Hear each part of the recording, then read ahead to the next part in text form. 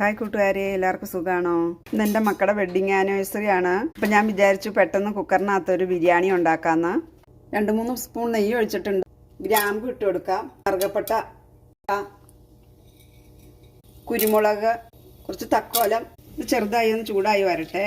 ഇനി അതിലേക്ക് ഇഞ്ചിയും വെളുത്തുള്ളിയും പച്ചമുളകും ചതച്ചെടുത്തത് ഇട്ട് കൊടുക്കാം. ഇനി ഇതിൻ്റെ പച്ചമണമൊക്കെ മാറി വരുമ്പം ഒരു സബോള അരിഞ്ഞത് ഇട്ട് കൊടുക്കാം. സബോള വരണ്ടു വന്നതിലേക്ക് ഒരു തക്കാളി ഇട്ട് കൊടുത്തിട്ടുണ്ട്. ലേശം ഉപ്പ് ഇട്ട് കൊടുക്കാം. സബോളയൊക്കെ വരണ്ടു വന്നിട്ടുണ്ട്. ഇനി അതിലേക്ക് ചിക്കൻ ഇട്ട് കൊടുക്കാം.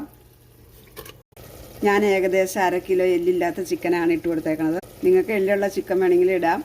2 സ്പൂൺ ചിക്കൻ മസാല, വലിയ spoon 1 spoon biryani masala, 1/2 spoon മഞ്ഞൾപ്പൊടി, ആവശ്യത്തിന് ഉപ്പും ചേർത്തിട്ടുണ്ട്. ഇനി നന്നായി മിക്സ് ചെയ്തെടുക്കാം.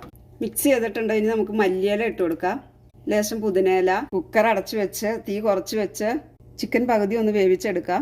ഇപ്പം നമ്മൾ പിസിലടിപ്പിക്കുന്നില്ല. ചിക്കൻ വെന്ത് വന്നിട്ടുണ്ട്. ഇനി അതിലേക്ക് അരി ഇട്ട് കൊടുക്കാം. ഈ കപ്പിന് 3 കപ്പ് ബിരിയാണി അരിയാണ് എടുത്തേക്കണത്. ഈ കപ്പിന് 6 കപ്പ് വെള്ളം ഒഴിച്ചു കൊടുക്കാം. ഇപ്പം വെള്ളം ഒഴിച്ചു കൊടുക്കാം. ഇനി ആവശ്യത്തിന് ഉപ്പ് ചേർത്ത് കൊടുക്കാം. ബിരിയാണി മസാല ഇല്ലാത്തവർ ഗരം മസാല ചേർത്താൽ മതി. ഞാൻ പച്ചമുളക് ചേർത്തതുകൊണ്ട് വേറെ മുളക് പൊടി ചേർത്തില്ല. പൊടിയെല്ലാം അവരവരുടെ ആവശ്യത്തിനനുസരിച്ച് ചേർത്ത് കൊടുക്കണം.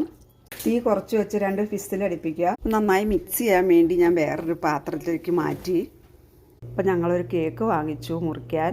അപ്പം നമ്മുടെ സൂപ്പർ ബിരിയാണി ഇവിടെ റെഡിയായി. എല്ലാവരും ഇതുപോലെ ഒന്ന് ട്രൈ ചെയ്ത് നോക്കണേ.